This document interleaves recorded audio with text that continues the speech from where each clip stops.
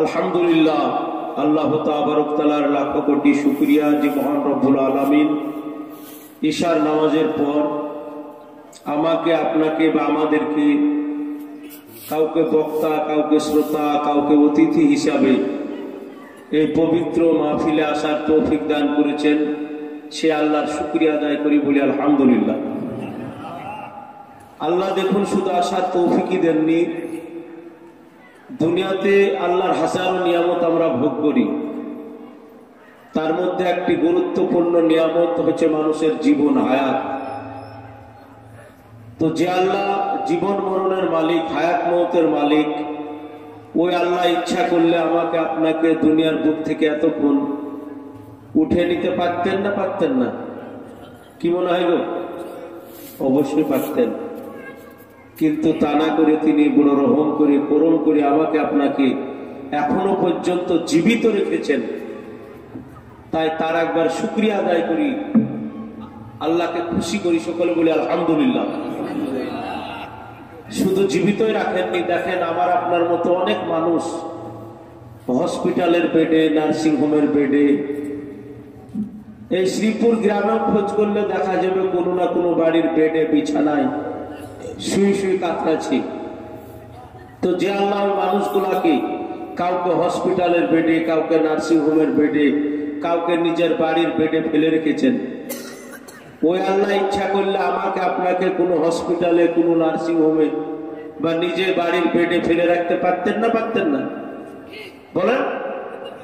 অবশ্যই পারতেন, কিন্তু তা না করে তিনি আমাকে আপনাকে সুস্থভাবে এই পবিত্র মাহফিল, যে মাহফিল সম্পর্কে আল্লাহ রসুলের কথার নির্যাস, এটা হচ্ছে জান্নাতের বাগান। সুবহানাল্লাহ বলবেন না? যে জান্নাতের বাগানে যাওয়ার জন্য শর্ত হচ্ছে মৃত্যু, তারপরে আমল ভালো হওয়া। মৃত্যুর পরে আমল ভালো হলে তবেই সেই জান্নাতের বাগানে যাওয়া যাবে। সেই জান্নাতের বাগানে আল্লাহ জীবিত অবস্থায় আমাকে আপনাকে আসার তৌফিক দিয়েছেন। তাই মন প্রাণ খুলে একবার মুসলমানের মতো আওয়াজ দিয়ে আল্লাহর শুকরিয়া আদায় করি, বলি আলহামদুলিল্লাহ, মাশাআল্লাহ। আর তারপরে পরে যারা তিনার হাবিব নবী মুহাম্মদুর রাসূলুল্লাহ সাল্লাল্লাহু আলাইহি ওয়াসাল্লামের প্রতি লাখ কোটি দরুদ ও সালাম বর্ষিত হোক, আল্লাহুম্মা আমিন। আল্লাহুম্মা সাল্লি আলাই, আল্লাহুম্মা বারিক আলাই। শ্রদ্ধেয় আজকের এই জালসার যোগ্যতম সভাপতি সাহেব, উপস্থিত ওলামায়ে কেরামগণ, অতিথিবৃন্দ, আয়েমায়ে মাসাজিদ, বিভিন্ন গ্রাম থেকে আগত আমার মুসলিম বুদ্ধিজীবী বাবাজিগণ, নওজোয়ান ভাইগণ, পর্দানাসীন মা ও বোন ও কচি কচি স্নেহের ছোট্ট ছোট্ট বাচ্চা বাচ্চিরা, যতদূর মাইকের আওয়াজ যাচ্ছে, জাতি ধর্ম বর্ণ নির্বিশেষে সকলকে শ্রেণীমতো সালাম, শ্রদ্ধা ও স্নেহ ভালোবাসা জানিয়ে আপনাদের সম্মুখে পবিত্র কুরআন পাক থেকে একটি আয়াতের অংশ, মহানবী সাল্লাল্লাহু আলাইহি ওয়াসাল্লামের মুখ নিঃসৃত পবিত্র বাণী হাদিস শরীফ থেকে একটি হাদিসের অংশ উপস্থাপন করেছি। সেই সম্পর্কে খুব সংক্ষিপ্ত কিছু গুরুত্বপূর্ণ আলোচনা, আল্লাহ আলোচনা করা ও শোনার সাথে সাথে আমাদের বক্তা শ্রোতা উভয়কে আমল করার তৌফিক দান করুক, সকলে বলে আল্লাহুম্মা। দেখুন, আল্লাহ মানুষকে আশরাফুল মাখলুকাত, সৃষ্টির সেরা করে সৃষ্টি করেছেন, এবং পৃথিবীতে মানুষ যাতে সৃষ্টির সেরা হয়ে থাকতে পারে, এবং মানুষের দুনিয়াটাই শেষ নয়। আমরা মুসলমান পরকালের বিশ্বাসী, পরকালটা হচ্ছে অনন্তকাল। সেই পরকাল যাতে আমার আপনার ভালো হয়, তার জন্য আমার আপনার নবী মুহাম্মদুর রাসূলুল্লাহ সাল্লাল্লাহু আলাইহি ওয়াসাল্লামকে উত্তম আদর্শ স্বরূপ পাঠিয়েছেন, উত্তম আইডিয়াল মডেল স্বরূপ পাঠিয়েছেন। আমার আপনার উচিত হবে দুনিয়াতে জন্ম থেকে নিয়ে মৃত্যু পর্যন্ত প্রত্যেকটি কাজ সেই নবীজিকে আদর্শ অনুযায়ী করা। যদি করতে পারি, আমি আপনি দুনিয়াতেও সফল কাম হব, পরকালেও কি সফল কাম হব। কিন্তু দুঃখের হলে সত্য, আমরা সে আল্লাহ রসুলের আদর্শকে ছেড়ে দিয়ে আজ কাফের, বেঈমান, ইহুদি, নাসারা, খ্রিস্টান, জৈন, বৌদ্ধ, হিরো হিরোইন, নায়ক নায়িকা, নেতা নেত্রী, আজ তাদের আদর্শকে আমরা আদর্শিত। এমনকি আজ আমরা মুসলমান, আজ তাদের আকর্ষিত হতে হতে আজ মুসলমান আমরা কুকুরের চাইতেও কি ছোট হতে চলেছি। হয়তো আপনারা বলবেন, হুজুর এত বড় আপনার স্পর্ধা, মানুষ আশরাফুল মাখলুকাত, আর তার মধ্যে মুসলমান ইমানদার হচ্ছে সর্বশ্রেষ্ঠ আল্লাহর কাছে উম্মত, আর আপনি মুসলমানকে কুকুরের চাইতে ছোট বলছেন। কিন্তু কি করবো, আপনারও যে আকীদা আমারও সে আকীদা, আপনারও যে বিশ্বাস আমারও সেই বিশ্বাস, আপনারও যে ঈমান আমারও সেই ঈমান। সত্যি আমরা মুসলমান বর্তমান সময় অনেকেই আমরা কুকুরের চাইতে ছোট হতে চলেছি। যদি বলেন কিরকম, আমেরিকা আপনারা নাম শুনেছেন তো নাকি, বিশ্বের বর্তমান দাদা। তো আমেরিকার অধিকাংশ বাড়িতে কুকুর পুষে, তো তাদের সিস্টেম আছে, কুকুরকে যেখানে সেখানে পায়খানা করানো হয় না, নির্দিষ্ট জায়গা আছে সেখানে পায়খানা করাতে হয়। তো আমেরিকার লোক সকালবেলায় ঘুম থেকে উঠার পরে কুকুরের জিনজির ধরে, কুকুর সামনে সামনে হাঁটে, আমেরিকার লোক পিছন পিছন হাঁটে। নির্দিষ্ট জায়গায় গিয়ে কুকুরের পায়খানা করা হয়ে গেলে কলিং পেপার দিয়ে পরিষ্কার করে দেয়। তারপরে কুকুর আবার সামনে সামনে হেঁটে বাড়ি আসে, আর আমেরিকার লোক তার দড়ি ধরে জিনজির ধরে পিছন পিছন বাড়ি আসে। আজ যে আমেরিকার লোক প্রতিদিন সকালবেলায় উঠে কুকুরের পিছন পিছন চলে, আজ বর্তমান আমরা মুসলিম সমাজ, বিশেষ করে আমাদের ইয়াং যুব যারা, আজ সকালবেলা উঠে আমরা সেই আমেরিকার লোকের পিছন পিছন চলি। আজ আমাদের চলাফেরা আমেরিকার লোকের মতো, খাওয়া দাওয়া তাদের অনুকরণ করতে আমরা চেষ্টা করি, চুলের কাটিং আমরা তাদের মতো করার চেষ্টা করি, পোশাক আশাক আমরা কি তাদের মতো করার চেষ্টা করি। অথচ বিশ্বনবী মুহাম্মদুর রাসূলুল্লাহ সাল্লাল্লাহু আলাইহি ওয়াসাল্লামের আদর্শ পৃথিবীর বুকে সবচেয়ে উত্তম আদর্শ, বলেন আলহামদুলিল্লাহ। বর্তমান পৃথিবীর বুকে বহু রথী মহারথীর আবির্ভাব হয়েছে। নিউটন, লর্ড অফ নিউটনের কারণে বিখ্যাত, কিন্তু নিউটন যখন মারা গেল তার ভক্তরা আফসোস করেছিল যে নিউটন বেঁচে থাকলে পৃথিবীর মানুষকে এখনো কিছু দিতে পারত, কিন্তু সে তার কাজ সম্পূর্ণ করতে পারল না। বিখ্যাত বৈজ্ঞানিক অ্যালবার্ট আইনস্টাইন, তার বিখ্যাত থিওরি হচ্ছে থিওরি অফ রিলেটিভিটি। এই থিওরি অফ রিলেটিভিটির উপরে ভর করে মানুষ চাঁদ পর্যন্ত পৌঁছে গিয়েছে। সেই অ্যালবার্ট যখন মারা গেলেন তার ভক্তরা আফসোস করেছিলেন যে অ্যালবার্ট সে তার কাজ কি সম্পূর্ণ করে যেতে পারলেন না। বিখ্যাত সমরনায়ক তৈমুর রং, যে দেশে পা রাখতো সেই দেশ জয় করত, সেই তৈমুর রং যখন মারা গেল তার ভক্তরা আফসোস করেছিল যে তৈমুর রং সে তার কাজ সম্পূর্ণ করতে পারল না। বিখ্যাত সাহিত্যিক শেক্সপিয়র, একজন ইংরেজি লেখক, আল্লাহ তার কলমে এমন উদ্ভাবনী শক্তি দিয়েছিলেন, কলমের দ্বারাই সেই মাটিকে স্বর্ণে পরিণত করে দিতে পারতেন। সেই শেক্সপিয়র যখন মারা গেলেন তার ভক্তরা আফসোস করেছিলেন যে শেক্সপিয়র সে তার কাজ সম্পূর্ণ করে যেতে পারল না। এইভাবে যদি আমি এখন বলি সিরিয়াল লম্বা হবে, শেষে একটি কথা, সে তার কাজ সম্পূর্ণ করে যেতে পারেনি। কিন্তু একজন মহামানব যিনি সেদিন 100 লক্ষ সাহাবার সম্মুখে, ভক্তর সম্মুখে বলেছিলেন, আমি কি আমার কাজ, আমার দায়িত্ব, আমার মিশন সম্পূর্ণ করে দিতে পেরেছি? 100 লক্ষ ভক্ত সাহাবা এক বাক্যে উত্তর দিয়েছিলেন, লাব্বাইক ইয়া রাসূলুল্লাহ, সাদাইক ইয়া রাসূলুল্লাহ। আপনি আপনার মিশনকে 100কে 100 পূর্ণ করে দিয়েছেন।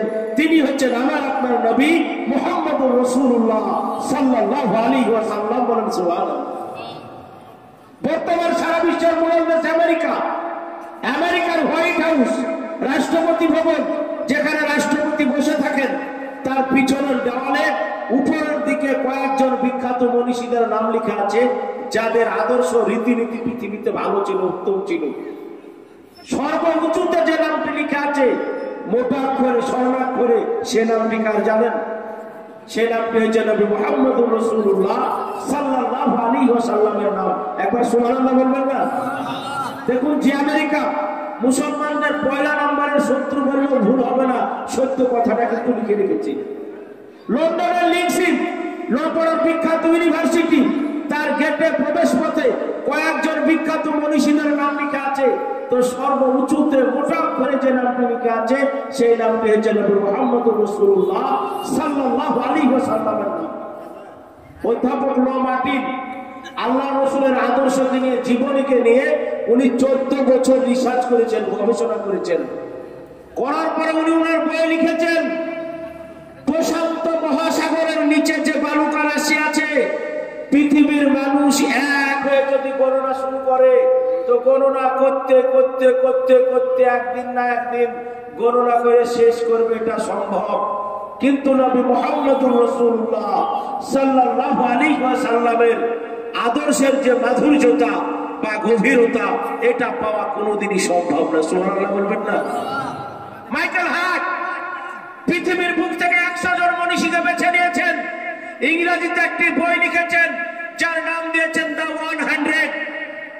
ওই বইয়ের পয়লা নম্বরে যার স্থান দিয়েছেন তিনি হচ্ছেন নবী মুহাম্মদুর রাসূলুল্লাহ সাল্লাল্লাহু আলাইহি ওয়াসাল্লামের নাম। মাইকেল হার্ট একজন ইহুদি, তাকে জিজ্ঞাসা করা হয়েছিল, একজন খ্রিস্টান, তাকে জিজ্ঞাসা করা হয়েছিল অনেক রথী মহরথী আছে, যিশু আছে, মোজেস আছে, তাদের নামটা আপনি 1 নম্বরে দিতে পারতেন, ওই মুহাম্মদের নাম আপনি 1 নম্বরে কেন দিলেন? তিনি বলেছিলেন, আমি তার জন্ম থেকে নিয়ে ইন্তেকাল পর্যন্ত, জন্মের আগে পর্যন্ত রিসার্চ করে গবেষণা করে চিরনি তল্লাশি চালিয়ে দেখেছি, আমি যদি তার নামটি আমার বইয়ের 1 নম্বরে স্থান না দিতাম তো পৃথিবীর বুকে আমার কলমে সবচাইতে বড় জুলুম করা হতো। সুবহানাল্লাহ বলবেন না? সেই নবী মুহাম্মদুর রাসূলুল্লাহ সাল্লাল্লাহু আলাইহি ওয়াসাল্লামের আদর্শ যদি আমরা বাস্তব জীবনে রূপ দিতে পারি, আমার আপনার ইহকাল মঙ্গল, পরকালও মঙ্গল। নবীজির আদর্শে আদর্শিত হয়ে সেই জামানার কুখ্যাত যারা ছিল, যাদের মধ্যে মানবতা ছিল না, মানবিক মূল্যবোধ ছিল না, মানুষের রক্ত নিয়ে হুলি খেলতো, গর্ভবতী মহিলারা চলে যাচ্ছে পেটকে চিরে দিত, বাচ্চা দানি থেকে বাচ্চা বের করে তলোয়ারে গেঁথে ঘোরাতো, ওই পরপর মানুষগুলা যখন আল্লাহ রসুলের সান্নিধ্যে এসেছিলেন, নবীজির আদর্শে সোনার মানুষে পরিণত হয়েছিলেন। বলেন সুবহানাল্লাহ। আল্লাহ রসুল ওই সমস্ত মানুষের জন্য বলেছেন, আসসাহাবিকান নুজুম ফামান ইক্তাদাইতুম ইহতাদাইতুম, আমার সাহাবারা হচ্ছে আকাশের নক্ষত্রের মতো, যারা তাদের অনুসরণ করবে তারা কি সঠিক পথ পাবে। নবীজির আদর্শে আদর্শিত হয়ে কিভাবে দেশ চালিয়েছে, সমাজ চালিয়েছে, তাদের মধ্যে কত তাকওয়া ছিল। আমিরুল মুমিনিন খলিফাতুল মুসলিমিন হযরত ওমর ফারুক রাদিয়াল্লাহু তাআলার সম্মুখে একজন সাধারণ নাগরিক বলছেন, হে ওমর, আপনি আমাদের খলিফা, আপনি আমাদের রাষ্ট্রনায়ক, রাষ্ট্রপ্রধান, আপনার শাসনকালে যদি ফুরাত নদীর কূলে একটা কুকুর বা ছাগল না খেয়ে মারা যায়, কিয়ামতের মাঠে আপনাকে হিসাব লাগবে। বলেন সুবহানাল্লাহ। হযরত ওমর কিরকম রাষ্ট্রনায়ক ছিলেন জানেন? ভারতের মতো দেশের, বাংলাদেশ পাকিস্তানের মতো দেশের না, অর্ধ পৃথিবীর উনি শাসনকর্তা ছিলেন। অর্ধ পৃথিবীর 12.5 লক্ষ মাইলের উনি শাসনকর্তা। তার সামনে একজন সাধারণ নাগরিক কিভাবে কথা বলে দেখুন তো। ওই ব্যক্তির কথা শুনে হযরত ওমর ফারুকের মনে প্রাণে খুব আনন্দ হলো যে আমার দেশে যদি এরকম জনগণ থাকে, আমার মতো ওমর আমি কি ধন্য। তো ওই ব্যক্তিকে বলছেন, ওই সাহাবীর নাম সাঈদ বিন আমির আল জুমহি, বলে তায়েফের পাশে একটা অঞ্চল আছে কুহাইফা, ওখানকার মানুষ অন্য প্রাকৃতিক, তো আমি চাইছি ওখানকার তোমাকে প্রধান করে পাঠাবো। হযরত সাঈদ বিন আমির আল জুমহি বলেন, আমিরুল মুমিনিন খলিফাতুল মুসলিমিন, আপনার হাতে ধরি পায়ে পড়ে দয়া করে মেহেরবানি করে গুরু দায়িত্ব হুজুর আপনি আমাকে দেবেন না, কারণ এই গুরু দায়িত্ব পালন করা আমার মতো সাঈদ বিন আমিরের দ্বারাই সম্ভব না। হযরত ওমর ফারুক বলেন, ও সাঈদ বিন আমির, নিশ্চয় তোমার জানা থাকা উচিত মুসলিম জাহানের খলিফা, মুসলিম জাহানের রাষ্ট্রনায়ক যখন কোন তার নাগরিককে হুকুম করে, তো ওই নাগরিকের জন্য খলিফার কথাটা মানা তার জন্য ওয়াজিব হয়ে যায়, জরুরি হয়ে যায়।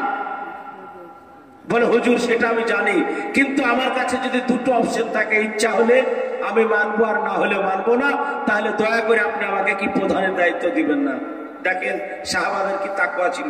আর এখন প্রধান হওয়ার জন্য 6 মাস আগে থেকে টিকিট পাওয়ার জন্য কত টাকা খরচ হয় গো, হ্যাঁ মাশাআল্লাহ আমরা সকলেই জানি। আর উনি অনুরোধ করছেন, বলে না তোমাকে আমি নির্বাচন করছি, তুমি চলে যাও, পাঠিয়ে দিলেন লম্বা ঘটনা, একটু বাস টাচ দেবো আমি। এক বছর উনি ওখানে প্রধানের দায়িত্ব পালন করলেন।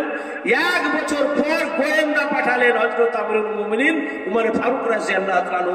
আমি যে সাঈদ বিন আমিরকে কুহাইফা অঞ্চলের প্রধান করে পাঠিয়েছি, ওখানকার জনগণের অভাব অভিযোগ সে কতটুকু শুনে তাদের সঙ্গে কি ব্যবহার করে, তোমরা যাও, যাওয়ার পরে গোপনে কি রিপোর্ট তৈরি করো।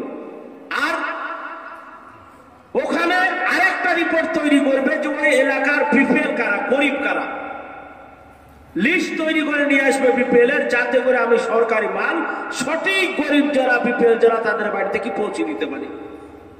কোন জায়গায় যখন গোয়েন্দা যায় বলে যায়, আমার আপনার এই যার সাথে তো গোয়েন্দা থাকতে পারে না, কি 100% থাকবে, এখনকার যা পরিবেশ থাকাটাই স্বাভাবিক।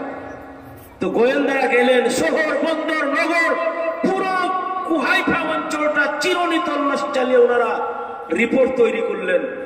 করার পরে সেখান থেকে ফিরে আসলেন, আমিরুল মুমিনিন হযরত উমর ফারুকের হাতে রিপোর্ট তুলে দিলেন, বিপিএল লিস্ট। উনি পড়ছেন, দেখছেন, তো দেখছেন ওই লিস্টের 1 নম্বরে একটা নাম আছে, ওই নামটা হচ্ছে সাঈদ বিন আমির আল জুমহি। উনি জিজ্ঞাসা করলেন গোয়েন্দাদের কাছে, যে সাঈদ বিন আমির আল জুমহি 1 নম্বরে যার নাম, এটা কোন সাঈদ? বলে হুজুর, আপনি 1 বছর পূর্বে যাকে কুহাইফার প্রধান করে পাঠিয়েছেন ওই প্রধানের নাম এটা।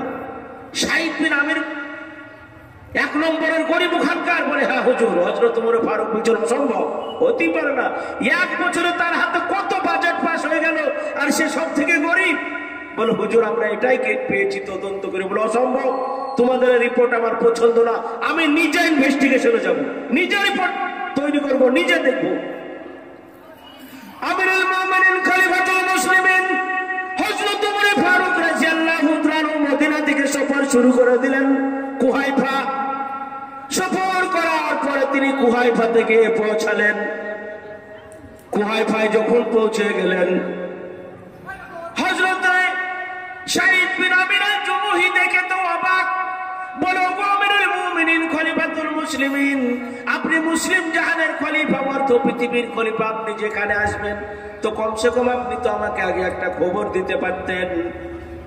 হযরত উমর ফারুক বলেন, ও সাঈদ বিন আমির, আমি এত বড় কোনো নেতা নয়, এত বড় কোনো পাওয়ারফুল লোক নয় যে আমার জন্য কিছু প্রোটোকলের আলাদা ব্যবস্থা থাকবে। আমি দেশের শাসক, আমি দেশের গভর্নর, মানে সাইয়্যিদুল কওমি খাদিমুহুম, কওমের নেতা তো ওই ব্যক্তি যে হবে কওমের চাকর, নৌকর, গোলাম, কৃতদাস, কওমের কি খাদেম, সেবক। জাতির যে সেবক হবে সেই তো জাতির নেতা। আমার জন্য কোনো প্রোটোকলের প্রয়োজন নাই, আমি উমর আল্লাহ ছাড়া কাউকে ভয় করি না, আর আমার কোন রকমের প্রোটোকলের প্রয়োজন নয়। আমি এত বড় নেতা না যে আমি আসবো, আগে থেকে আমাকে এখানে খবর পাঠাতে হবে। বলেন সুবহানাল্লাহ। অর্ধ পৃথিবীর খলিফা তার কথা শুনেন। অলরেডি নামাজের সময় হয়ে গেল, আজান হয়ে গেল, নামাজ হয়ে গেল। নামাজের পর হযরত উমর ফারুক রাদিয়াল্লাহু তাআলা আনহু সমস্ত জনতাকে লক্ষ্য করে বললেন, ওগো কুহাইফা অঞ্চলের মানুষেরা, তোমরা নামাজের পর সকলে বসে যাবে। আমি যে 1 বছর পূর্বে সাঈদ বিন আমিরকে এখানে প্রতিনিধি করে, প্রধান করে আমি তোমাদের কাছে পাঠিয়েছি, সে তোমাদের অভাব অভিযোগ কতটুকু শুনে, তোমাদের সমস্যার সমাধান কতটুকু করে, তার ব্যাপারে তোমাদের কি কোনো অভিযোগ আছে? যদি অভিযোগ থাকে তো নির্দ্বিধায় তোমরা আমার সম্মুখে প্রকাশ করতে পারো। হযরত উমর ফারুকের বিশ্বাস ছিল যে সাঈদ বিন আমির এত সৎ মানুষ, তার ব্যাপারে কোনো অভিযোগ আসাটা কি সম্ভবই না। কিন্তু দেখা গেল ঘোষণার সঙ্গে সঙ্গে মসজিদের ভিতরে চতুর্দিক থেকে কিছু মানুষ দাঁড়িয়ে গেলেন, বলে ওগো আমিরুল মুমিনিন খলিফাতুল মুসলিমিন, আপনি যাকে আমাদের জন্য এখানকার প্রধান করে পাঠিয়েছেন ওই সাঈদ বিন আমির আল জুমহি, তার ব্যাপারে আমাদের কাছে মোটা মোটা 4টি অভিযোগ আছে। বলেন সুবহানাল্লাহ। 4টি অভিযোগ আছে। হযরত ওমর তো আশ্চর্য, এত সৎ মানুষ, তার ব্যাপারেও 4টি অভিযোগ। বলে কি অভিযোগ? বলে হুজুর, যাকে আপনি প্রধান করে পাঠিয়েছেন 1 নম্বর অভিযোগ, আমাদের প্রধান যখন অঞ্চলে আছে, অফিসে আছে, দেখা যায় মাঝে মধ্যে 5 মিনিট 10 মিনিট 20 মিনিট তার লেট হয়ে যায়, সঠিক টাইমে সব দিন কিন্তু পৌঁছাতে পারে না। যাকে আপনি আমাদের প্রধান করে পাঠিয়েছেন, আমাদের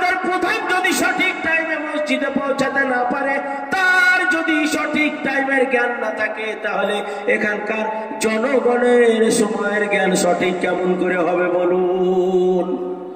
দ্বিতীয় নম্বর অভিযোগ, আমাদের যাকে নেতা করে প্রধান করে পাঠিয়েছেন, ফজর থেকে নিশা পর্যন্ত জনগণের অভাব অভিযোগ শুনে, সমস্যার কথা শুনে যার যা সমস্যা তিনি সমাধান করেন, কিন্তু এশা হয়ে গেলে এশা থেকে নিয়ে ফজর পর্যন্ত আর কোনোদিন কারো সঙ্গে তিনি সাক্ষাৎ করেন না। 3 নম্বর অভিযোগ, জুমার দিন ফজরের নামাজ পড়িয়ে বাড়ি যান, জুমা পর্যন্ত আর কারো সঙ্গে সাক্ষাৎ করেন না, কারো কোনো অভাব অভিযোগ শুনেন না। এমনকি উনি যখন জুমার নামাজ পড়াতে আসেন, খুতবা দিতে আসেন, সেখানেও দেখা যায় মাঝে মধ্যে কোনো দিন মসজিদে আসেন, সেদিন মাঝে মধ্যে কিন্তু কোনো দিন 5-10 মিনিট তার লেট হয়ে যায়, সঠিক সময় প্রতিদিন এসে কিন্তু জুমার খুতবা দিতে পারে না। 4 নম্বর অভিযোগ, মাঝে মধ্যে বেহুশ হয়ে যায়।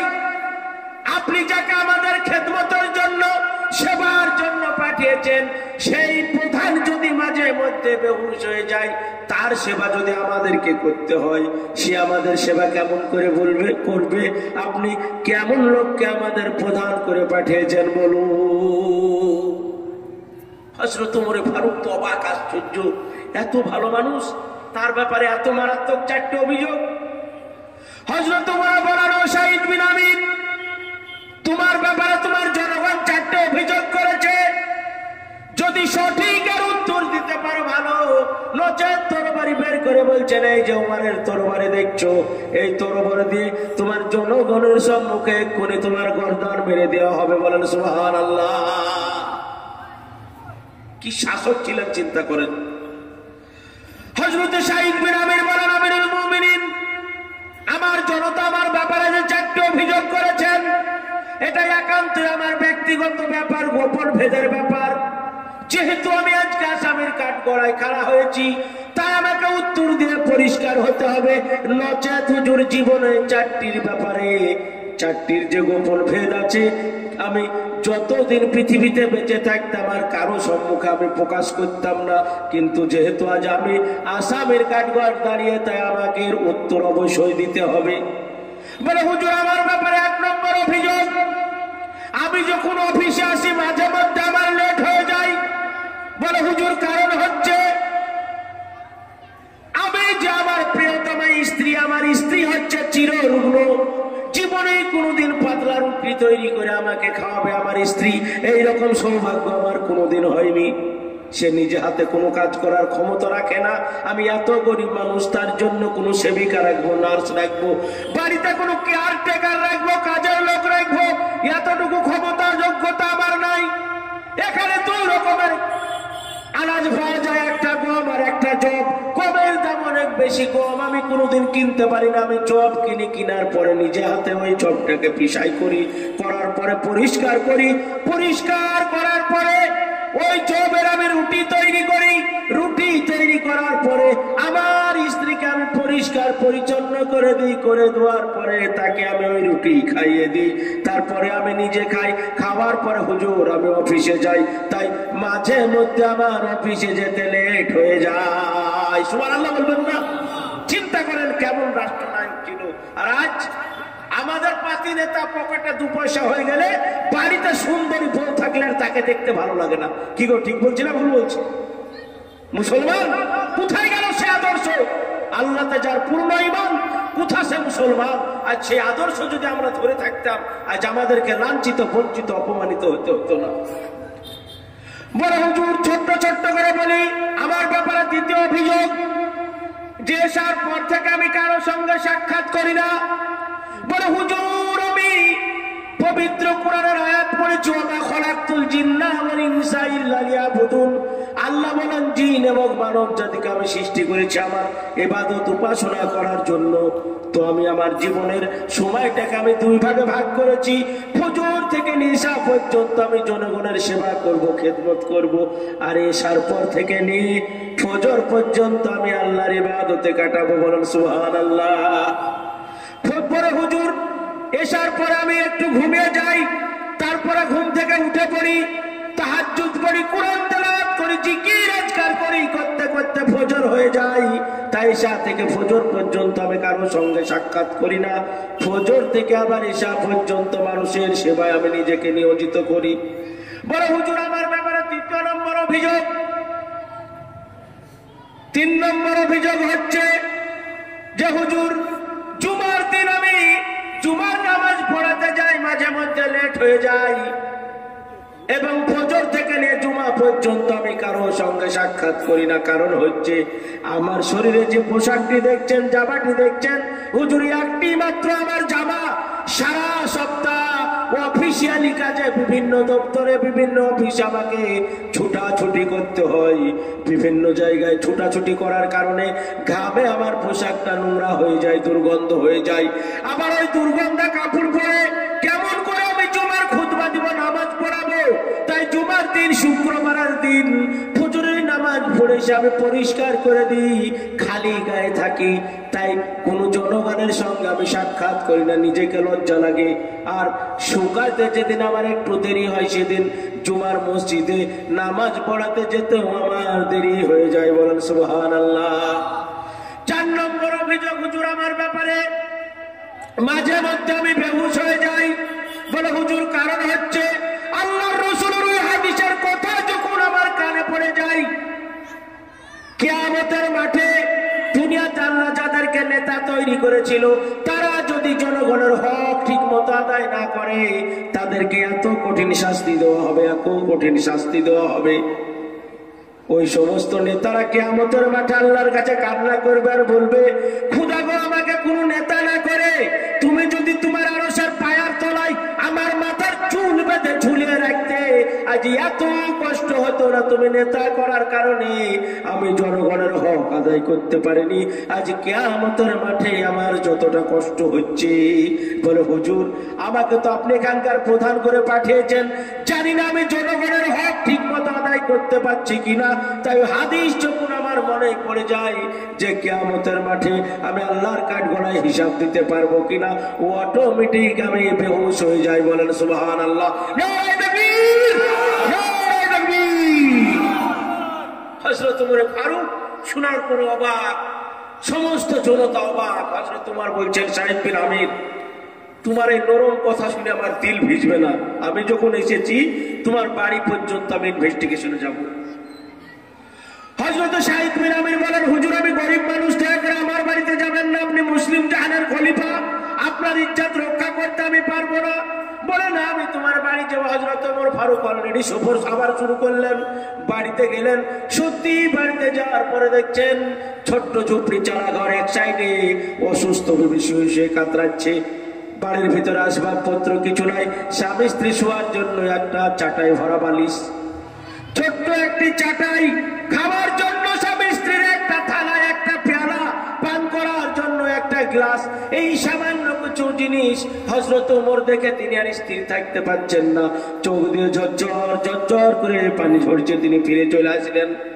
মদিনাতে আসার পর 1000 সোনার দিনার দিয়ে আশরাফি দিয়ে একজন দুধ পাঠিয়ে দিলেন, যাও যাও সাইদ বিন আমির আমার অত্যন্ত গরিব মানুষ, অত্যন্ত কষ্টের দিনাতিপাত করে যাও, তার জন্য আমি হাদিয়া করলাম, গিফট করলাম, সাইদ বিন আমিরের কাছে গিয়ে পৌঁছে দাও। দুধ যখন এসে পৌঁছেছে, হযরত সাইদ বিন আমির আল জুমহি চিৎকার করে কান্না শুরু করে দিয়েছেন। সাইদ বিন আমির আল জুমহির স্ত্রী বলেন, ওগো স্বামী, কিসের জন্য এত কান্না? কোন দুঃখের খবর আসলো? আমিরুল মুমিনিন হযরত উমর কি ইন্তেকাল করেছেন। বলে বিবিরা, উমর যদি ইন্তেকাল করত এতটা ভয়ের ব্যাপার ছিল না, কষ্টের ব্যাপার ছিল না, যতটা কষ্টের কারণ হয়েছে। বলে স্বামী কি ব্যাপার? বলে আমিরুল মুমিনিন আমার জন্য 1000 সোনার আশরাফি পাঠিয়েছেন। বলেন সুবহানাল্লাহ। স্ত্রী বলছে, এ তো ভালো কথা, খুশির খবর, আমরা গরিব মানুষ পাঠিয়েছে, সংসারটা ভালো চলবে, বাড়ি করব, গাড়ি করব, আনন্দতে কাটাবো। হযরত সাইদ বিন আমির বলেন, বিবি তুমি কি দুনিয়াতে সেবার বদলা, ইবাদতের বদলা দুনিয়াতেই নিতে চাও? বলে না না বিবি, এই বাড়ি দিয়ে আমি এই টাকা দিয়ে ব্যবসা করব, এমন ব্যবসা। হযরত সাইদ বিন আমিরের স্ত্রী বলেন, খুব ভালো কথা, ব্যবসা করলে তো আরো ভালো হবে। বড় বিবি, আমি এমন ব্যবসা করব যে ব্যবসায় শুধু লাভই লাভ, কোনো লস নাই। আর এমন বাড়ি করব যে বাড়ি করলে পারে এমন বাড়ি পৃথিবীতে কোনো মানুষ করে নাই। বলেন সুবহানাল্লাহ। বলে স্বামী কোন ব্যবসা করবেন? বলে আমি ব্যবসা করবো আল্লাহর সাথে, এই টাকা আমি আল্লাহর রাস্তায় খরচ করব, আর আমি বাড়ি তৈরি করব জান্নাতে। আল্লাহর রাসূল বলেন মান বানা মসজিদান লিল্লাহি বানাল্লাহু লাহু বাইতান ফিল জান্নাহ। যে ব্যক্তি দুনিয়াতে আল্লাহর জন্য মসজিদ তৈরি করে আল্লাহ রাব্বুল আলামিন তার জন্য জান্নাতে বালাখানা তৈরি করে দেয়। বলেন সুবহানাল্লাহ। বলে আমি টাকা দিয়ে মসজিদ তৈরি করব, মাদ্রাসা তৈরি করব, গরিবদের মধ্যে বিতরণ করব। সত্যি সঙ্গে সঙ্গে তিনি মাদ্রাসা মসজিদ গরিবদের মধ্যে সমস্ত টাকাগুলো বিতরণ করে দিলেন। জোরে সরে বলেন সুবহানাল্লাহ, নারে তাকবীর। আপনারা আমার সোনার লালেরা, আমার আপনার পূর্বপুরুষ নবীজির সাহাবা, তাদের ইতিহাস, নবীজির আদর্শে তারা সোনার মানুষে তৈরি হয়েছিলেন। আজ আমি আপনি দুনিয়াতে কেউ থাকবো না। আজ এক্ষুনি যদি মারা যায়, কোন বাপের বেটা বলবে গো আব্বা মারা গেছে, জালসা তলাতে কি হয়েছে থাক, বাড়িতে এখন রাখলাম, সামনে রোজা আসছে, রোজা পার হবে, ঈদ ফিদ পড়বো, পড়ার পর আব্বাকে মাটি দেবো। কি এরকম হবে? বলেন হবে? কোন স্বামী বলবে কোন স্ত্রীকে আমার প্রিয়তমা মারা গেছে তো কি হয়েছে, 27 রাতে মাটি দেবো, এখন থাক। কোন স্ত্রী বলবে আমার স্বামী মারা গেছে তো কি হয়েছে, এখন 10 দিন থাক, রোজা শুরু হবে সেদিন মাটি দেবো। বলবে মারা যাওয়া মানে আমার আপনার সব শেষ। ভাবছিলাম আমার সোনার লালেরা, আপনারা এই মসজিদের ইতিহাস শুনলেন। এই মসজিদ কতদিন আগেকার বিরান হয়ে পড়েছিল, সেই এত সুন্দর কাজ যে আপনারা তৈরি করলেন। ইতিহাস আমার মনে হয় এলাকাবাসী, গ্রামবাসী, শ্রীপুরবাসী, আপনাদের দ্বারাই দুনিয়াতে যদি কোনো ভালো কাজ হয় তো এটা একটা বড় ভালো কাজ হলো, আল্লাহকে খুশি করার কাজ। বলেন আলহামদুলিল্লাহ। তাই আসুন, মসজিদের অনেক ঋণ আছে। আল্লাহ রসুলের হাদিস, আমরা দুনিয়াতে গাড়ি বাড়ি করছি, জান্নাতে আল্লাহ রসুলের কথা মিথ্যা হবে? জীবন কি হবে বলেন? আল্লাহ রসুল বলেছেন দুনিয়াতে কেউ যদি মসজিদ তৈরি করে, মসজিদে সহযোগিতা করে, আল্লাহ রাব্বুল আলামিন তার জন্য জান্নাতে বড় প্রাসাদ তৈরি করবেন। তো এই জান্নাতে প্রাসাদ